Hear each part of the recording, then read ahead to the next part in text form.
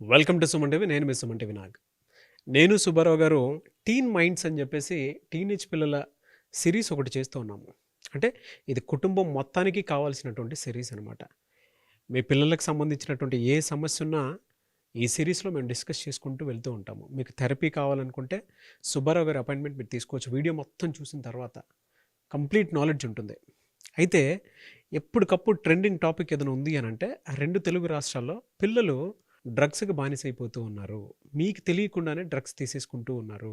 అది ఎలా జరుగుతుంది అని అంటే మన పిల్లలు మన ఇంట్లో మన వాతావరణంలో మన ముందు బాగానే ఉంటారు, ఎందుకంటే అది మన కల్చర్. కానీ ఇక్కడి నుంచి మళ్ళీ స్కూల్కి వెళ్ళిపోయిన తర్వాత వేరే కల్చర్లోకి, వేరే ఫ్రెండ్షిప్లోకి, వేరే అలవాట్లలోకి వెళ్ళిపోతూ ఉన్నారు. చుట్టుపక్కల ఉండేటువంటి ఫ్రెండ్స్ వల్ల, తెలియకుండానే పియర్ గ్రూప్స్ వల్ల, అంటే వాళ్ళకు కొంతమంది ఫ్రెండ్ సర్కిల్ వల్ల కొంతమంది ఫ్రెండ్స్ చేసుకుంటారు.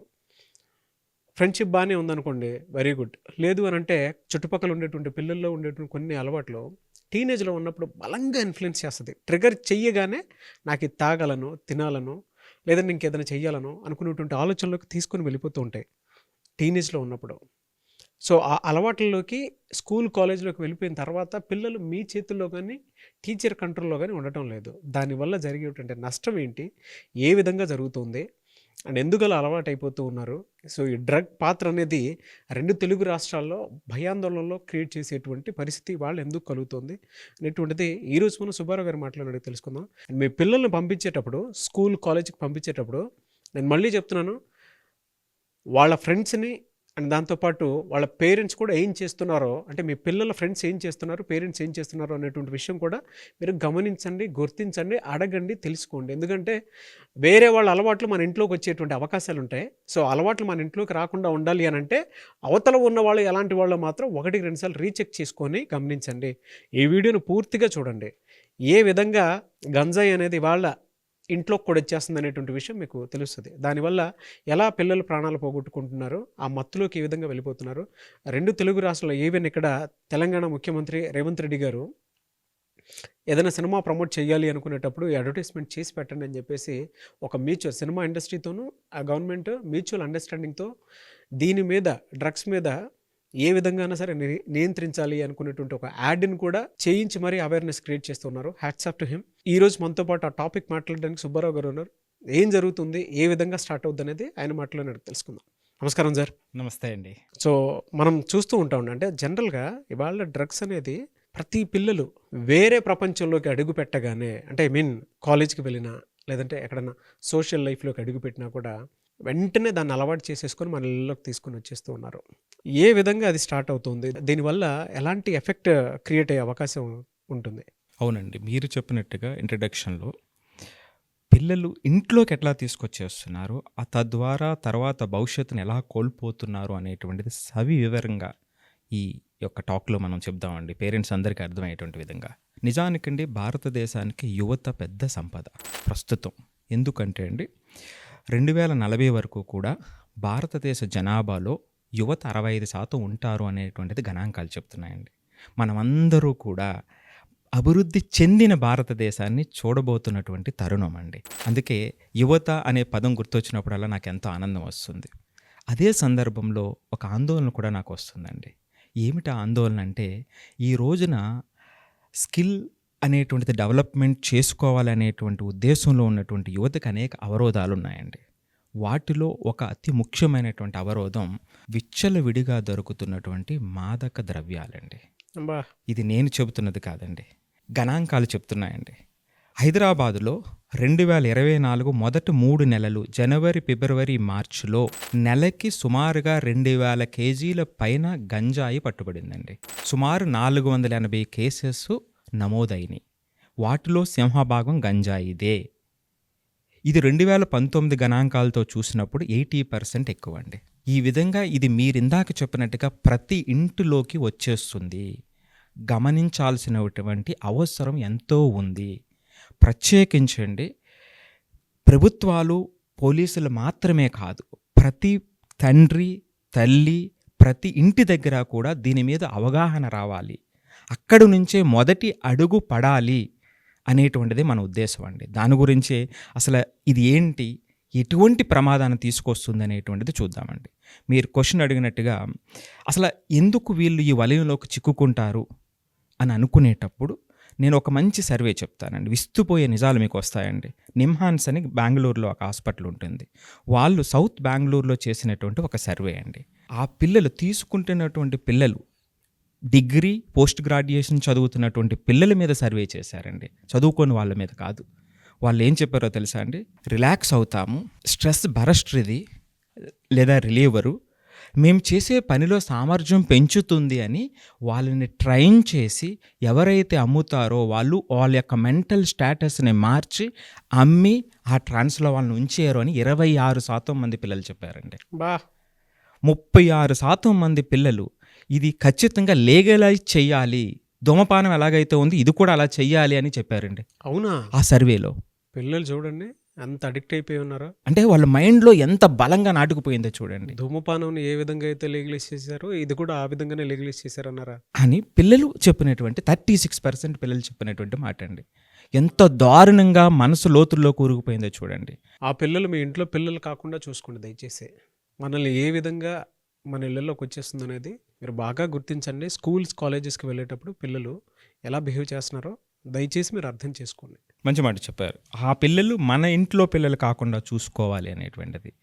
అలా చేయకపోతే ఏమవుతుందంటే అండి, మనం skill centres, MNC companies jobs కోసం ఏర్పాటు చేసుకోవడానికి బదులుగా 2 రాష్ట్రాల్లో రిహాబిలిటేషన్ సెంటర్స్ని స్టార్ట్ చేయవలసిన దౌర్భాగ్య స్థితికి వచ్చేస్తామండి. అందరూ గమనించాల్సినటువంటి విషయం అండి. ప్రతి ఒక్కరూ బాధ్యత తీసుకోవాలి.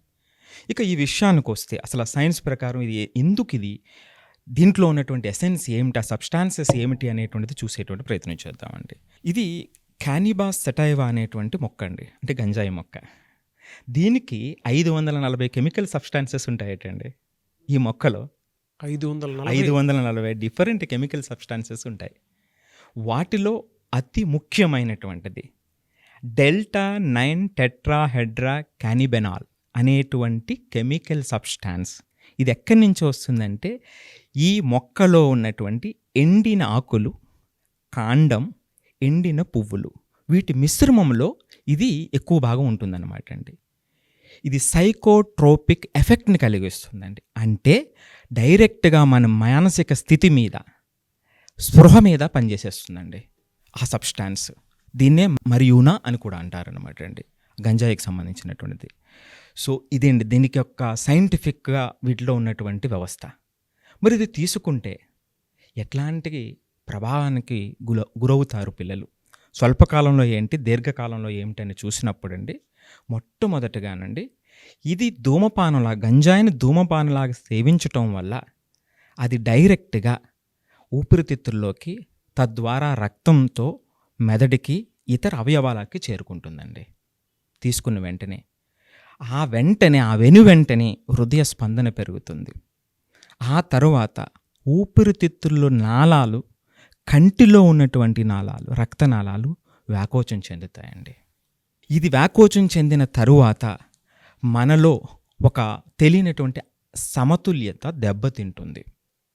మనకి ఒక భ్రాంతి, భ్రమ అనేటువంటి ట్రాన్స్లోకి తీసుకున్నటువంటి వాళ్ళు వెళ్ళిపోతారండి. ఆ మోతాదు మించితే ఈ భ్రాంతి, భ్రమ అనేటువంటి మోతాదు ఇంకొంచెం ముందుకు వెళ్ళిపోతుందండి. ఆ మూడ్ స్వింగ్స్ వచ్చేస్తాయి, ఊగిపోతూ ఉంటారు, తూలిపోతూ ఉంటారు.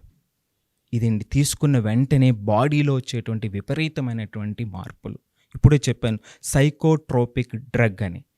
వెంటనే మానసిక వ్యవస్థ మీద దెబ్బతీస్తుంది, దాని మీద పనిచేసేస్తుంది. చాలా భయంగా ఉంది సార్ మీరు అలా మాట్లాడుతుంటే. తీసుకునేటప్పుడే హార్ట్ బీట్ పెరుగుతుంది, సో లంగ్స్లో కూడా ఈ విధంగా అవుతుంది అనేటువంటి మాట. దాంతోపాటు మానసిక స్థితి కూడా విచిత్రమైనటువంటి ప్రవర్తనతో కూడుకున్నటువంటి బిహేవియర్ ఉంటుందని చెప్పేసి అంటూ ఉన్నారు కదా. అందుకే కదా సార్ ఎంతో ఆందోళన చెందాల్సినటువంటి విషయం ఇది. బాబోయ్. ఇక దీర్ఘకాలానికి వచ్చేటప్పటికి ఏమవుతుందంటే నాగరాజు గారు, అవునవును సార్, అంటే మామూలుగా చెప్తున్నాను, ఎవరన్నా మందు తాగుతున్నారంటేనే వాళ్ళని బేర్ చేయడమే కష్టమైపోతుంది మనకి. అలాంటిది పిల్లలు దీనికి అడిక్ట్ అయిపోతున్నారని అంటే, ఈ దీర్ఘకాలిక లక్షణాలు చెప్తాను, ఇంకా దారుణంగా ఉంటుంది, ఒక్కసారి వినండి. దీర్ఘకాలంలో ఏమవుతుందంటే అండి, జనరల్గా గుండె 70 నుంచి 80 సార్లు కొట్టుకుంటుందండి. ఇది దీర్ఘకాలంలో దాని యొక్క పల్స్ రేటు డబుల్ అయిపోతుందండి, బా డబుల్ అయిపోతుంది. అంతేకాకుండా ఊపిరితిత్తుల మీద దీని ఎఫెక్ట్ ఉండటంతో అది దీర్ఘకాల దగ్గుకు దారితీస్తుందండి. ఎప్పుడైతే గుండె అంత అబ్రప్ట్‌గా కొట్టుకున్నప్పుడు ఏమవుతుందండి, గుండె సంబంధించినటువంటి వ్యాధులు 30లలో కూడా వచ్చేటువంటి అవకాశం ఉండి చనిపోవటానికి కూడా ఎక్కువ అవకాశాలున్నాయండి. అంతేకాకుండా అతి ముఖ్యమైనటువంటి విషయం చెప్పబోతున్నాను మీకిప్పుడు. మనం ఎప్పుడు అంటూ ఉంటాం, మెదడు డెవలప్ కావాలంటే కనీసం ఒక 25 సంవత్సరాల లోపు పడుతుంది ప్రీఫ్రంటల్ కార్టెక్స్ అనేటువంటిది స్ట్రెంథన్ అవ్వాలి అంటే. ఎప్పుడైతే చిన్న వయసులో ఇది సేవించడం మొదలుపెట్టారో ఖచ్చితంగా బ్రెయిన్ మీద ఎఫెక్ట్ అవుతుందండి. ఎప్పుడైతే బ్రెయిన్ మీద ఎఫెక్ట్ అవుతుందో కాగ్నిటివ్ ఫంక్షనింగ్ అనేటువంటిది లైఫ్ లాంగ్ దెబ్బతింటుంది. వ్యసనం స్థాయికి వెళ్ళేటప్పుడు దాన్ని మరలా ఇర్రికవరబుల్ డ్యామేజ్ జరుగుతుంది. వాళ్ళని బయటికి తీసుకురావటం అత్యంత శ్రమతో కూడుకున్నటువంటి పని అయిపోతుంది. అంతేకాకుండా ఈ ప్రవర్తన వాళ్ళని ఏం చేస్తుంది అంటే అసలు వాళ్ళ చేతుల్లో లేకుండా ఏం ఆలోచిస్తున్నారో తెలియకుండా వ్యసనం అనేటువంటిది మీరు ఇందాక మందు గురించి చెప్పారు, దానికి రెట్లు ఎన్నో రెట్లు 10-15 రెట్లు లోతుకి వాళ్ళు దిగజారిపోతారు. సో కంప్లీట్గా అలాంటి పిల్లలు ఏమవుతారు అంటే ఇది ఇల్లీగల్ యాక్టివిటీ కదండి. పట్టుబడితే ఒక పక్కన నేర చరిత్ర, రెండో పక్కన క్షీణించినటువంటి సంబంధాలు చుట్టుపక్కల వాళ్ళతో, మూడో పక్కన దిగజారిన ఆరోగ్యం. మీ పిల్లలు మీ ముందే జీవచ్చవంలాగా తయారైపోతారు. అత్యంత శ్రద్ధ పాటించాల్సినటువంటి విషయం. మీరు ఇందాక చెప్పిన మాట మరొక్కసారి గుర్తు చేస్తున్నా, ఆ 36% పిల్లలు మన ఇంట్లో లేకుండా చూసుకోవాలి అనేటువంటి మాట ప్రతి ఒక్కరు గుండెల్లో నాటుకోవాలండి. ఆ మాట ఎవరికో జరిగింది అనేటువంటిది కాదు. మనం ఎప్పుడైతే ఒక భవిష్యత్తుని మనం అనుకుంటున్నామో ఆ పిల్లవాడు మన కంటి ముందే జీవచ్చవంలాగా ఉంటే ఏం మాట్లాడుతున్నాడో తెలియకుండా ఏం చేస్తున్నాడో తెలియకుండా అయిపోయినటువంటి సందర్భంలో ఎలాగండి ఆ పేరెంట్స్కి తట్టుకోవటం? దీన్నే సైకోసిస్ అంటారండి, మనోవైకల్యం అండి. దానికి దారి తీస్తుందండి. ఇదండి దీర్ఘకాలంలో వచ్చేటువంటి దారుణమైనటువంటి విషయం వీళ్ళు సేవించినటువంటి వాళ్ళ విషయంలో. ఎలా సార్ వీళ్ళు ఇప్పుడు జనరల్‌గా డ్రగ్స్ సేవించిన తర్వాత అంటే గంజాయి తీసుకున్న తర్వాత ఏ విధంగా అయిపోతారు? మీరు ఇందాక చెప్తూ ఉంటే సిమ్టమ్స్ కొన్ని చెప్తూ ఉన్నారు కదా! నాకు చాలా భయంకరంగా అనిపించింది. ఈవెన్ ఇంట్లో వాళ్ళకైనా సరే ఎలా గుర్తించాలి? గుర్తుపట్టడానికి ఒక అవకాశం కూడా ఉండాలి కాబట్టి అడుగుతున్నాను. ఖచ్చితంగా అండి. యావరేజ్ బిహేవియర్ మనకు తెలుస్తుంది. వారానికి 3-4 సార్లు ఇలా బిహేవ్ చేస్తున్నాడు అని అంటే డెఫినెట్గా మనం కొంత అతని మీద ఒక కన్నేసి ఉంచాలి అనుకునేటువంటి ఆలోచన అయితే కలగాలి. అవునండి. అది తీసుకోవాలి కూడా, అడ్వాంటేజ్ తీసేసుకోవాలి ఇంకా అవును. ప్రాసెస్ని. ఎస్. ఎలా గుర్తించాలి అది? ఇది అతి ముఖ్యమైనది, అందరికీ కూడా అతి ముఖ్యమైనటువంటిది. దీని తీవ్రత మారుతూ ఉంటుందండి వాళ్ళు తీసుకునే డోసుని బట్టి. వీటన్నిటికన్నా ముఖ్యం ఒక్క పాయింట్ ఏమిటంటే తీసుకున్న తర్వాత కొన్ని నెలల తర్వాత కూడా దీన్ని కనిపెట్టేయచ్చండి వాళ్ళ పిల్లలు తీసుకున్నారా లేరా అనేటువంటిది. ఎలా సార్ అది? టెస్ట్ చేస్తే తెలిసిపోతుంది. కొన్ని నెలల తర్వాత కూడా అందరూ గమనించాల్సినటువంటిది పిల్లల విషయంలో. ఇక ఎలా గుర్తించాలి అడిగేటటువంటి ఇది చాలామందికి అవసరమైనటువంటి ప్రశ్న అండి. ఇదేమవుతుందంటే తీసుకున్న వెంటనే కొన్ని మార్పులు వస్తాయండి. ఒకటి హార్ట్ బీట్ పెరుగుతుంది ఇందాక చెప్పినట్టుగా. రెండవదండి కళ్ళల్లో ఎరుపు ఎక్కువ పెరుగుతుందండి. ఆ నాళాలు వ్యాకోచిస్తాయని చెప్పాను కదా, రెడిష్నెస్ వస్తుందన్నమాట అండి కళ్ళల్లో. రెడ్గా అయిపోతాయి. సో అది ఎక్కువ కాలం రెడ్గా ఉన్నాయంటే సంథింగ్ ఏదో జరుగుతుంది అనేటువంటిది. మూడవది వాళ్ళు మాట్లాడేటువంటి తీరులో మార్పు వస్తుంది. ఎక్కువగా మాట్లాడటం లేదా అస్సలు మాట్లాడకుండా మన నుంచి దూరంగా వెళ్ళిపోవటం. ఇక నాలుగవది వాళ్ళ యొక్క మానసిక స్థితి అండి. ఆ భ్రాంతిలో ఉంటారు. ఏం మాట్లాడుతున్నారు, ఏం చేస్తున్నారు, కొంచెం ఆ రెండింటికి కూడా సమతుల్యత దెబ్బతింటుంది. ఇక దీనితో పాటు కామన్ ప్రాబ్లమ్స్కి వచ్చేటప్పటికి కడుపు నొప్పి కానివ్వండి, వాంతులు కానివ్వండి, వికారాలు కానివ్వండి, అది తరచుగా ఉదయం టైంలో రావటం అనేటువంటిది మనం వెంటనే గుర్తించాల్సినటువంటివి. ఇప్పుడు మీకు చెప్పినటువంటి ఫిజికల్ సైకలాజికల్ రీజన్స్. ఇక బిహేవియరల్ సైన్స్ కూడా ఉంటాయి. వాళ్ళ ప్రవర్తనలో కొన్ని మార్పు వస్తుంది, దూకుడు స్వభావం పెరుగుతుంది. ఇప్పుడు సపోజ్ వాళ్ళు ఏదైనా బైక్ని రైడ్ చేస్తున్నా ఒక తెలియనటువంటి ధైర్యంతో వెళ్ళిపోతూ ఉంటారు, మొరటుగా చేస్తూ ఉంటారు. కారు డ్రైవింగ్ చేస్తున్నా సరే. సో ఆ దూకుడు స్వభావం మొరటుగా చేయటం అనేటువంటిది ఒక కారణం బిహేవియరల్ సైన్స్లో. ఇక తర్వాత వచ్చేటప్పుడు వీళ్ళు ఎవరితో కలిసి ఉంటారండి? అలాంటి గ్రూప్తోనే కలిసి ఉంటారు. అవును. ఎవరైతే అలవాట్లు ఉన్నాయో మీరు ఇందాక చెప్పారు, ఎవరైతే అలవాట్లు ఉన్నాయో వాళ్ళతో కలిసి మాత్రమే ప్రయాణం చేస్తూ ఉంటారు. ఖచ్చితంగా మొట్టమొదటి ఇంట్రడక్షన్లో మీరు చెప్పినట్టుగా వాళ్ళ ఫ్రెండ్స్ ఎవరు అనేటువంటిది తప్పనిసరిగా గుర్తించాల్సినటువంటి అవసరం ఉంది. ఇక తర్వాత విషయానికి వచ్చేటప్పటికండి వీళ్ళు ఎక్కడ దాస్తారు ఇవి? మరి దాయాలి కదండి. ఇది అందరికి ఓపెన్గా పెట్టేటువంటిది కాదు కదా.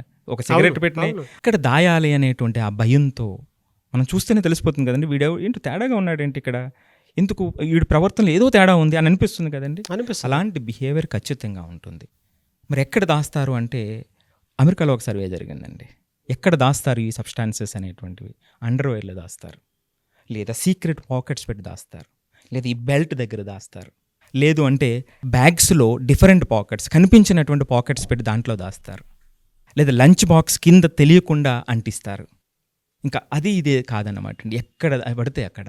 సో వాళ్ళ బుక్స్ ప్లేస్లో కానివ్వండి, లేదు వీళ్ళంతా కలిసి ఈ గ్రూప్ అంతా కలిసి కాలేజీకో వాళ్ళు తిరిగేటువంటి ప్రదేశానికి ఎక్కడో దూరంగా ఎవరూ తిరగనటువంటి ప్లేస్కి వెళ్ళిపోయి ఎక్కడో ఒక మట్టిలో దాయటమో, తెలియనటువంటి ప్లేస్లో దాయటమో చేస్తూ ఉంటారనమాట అండి.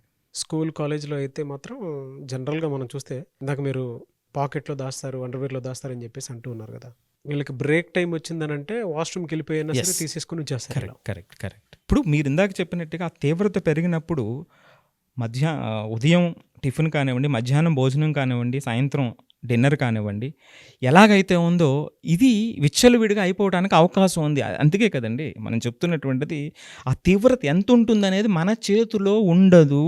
ఒక్కసారి దానికి అటాచ్ అయిన తర్వాత వెనక్కి తీసుకురావటం చాలా పెద్ద సమస్య అయిపోతుంది.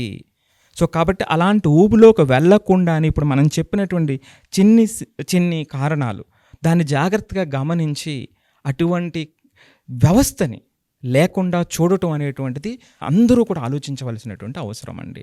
భారతదేశానికి యువతే సంపద, దాన్ని నిర్వీర్యం చేసేటువంటి దీనిలో ఉంది. అందుకే ప్రతి స్కూల్ కాలేజ్లో దీని మీద అవగాహన కల్పించాలని, అట్ ది సేమ్ టైం అవగాహనతో పాటు సే నో టు డ్రగ్స్ అనేటువంటిది ఎక్కడ పడితే అక్కడ పోస్టర్స్ కానివ్వండి, అంటే అవేర్నెస్ కోసం అని చెప్పేసి ప్రతి స్కూల్ కాలేజ్లోనూ కొన్ని పోస్టర్స్ అయితే అతికించాల్సినటువంటి అవసరం, బాధ్యత చాలా ఉంది. నేను అది చేస్తాను అని మీకు అనిపిస్తే, అంటే మీరు కూడా బాధ్యతగా తీసుకుని చేస్తాను అనేటువంటి వాళ్ళు స్కూల్స్ కాలేజ్లో ఈ వీడియోని ప్లే చేయండి, అవగాహన కల్పించండి.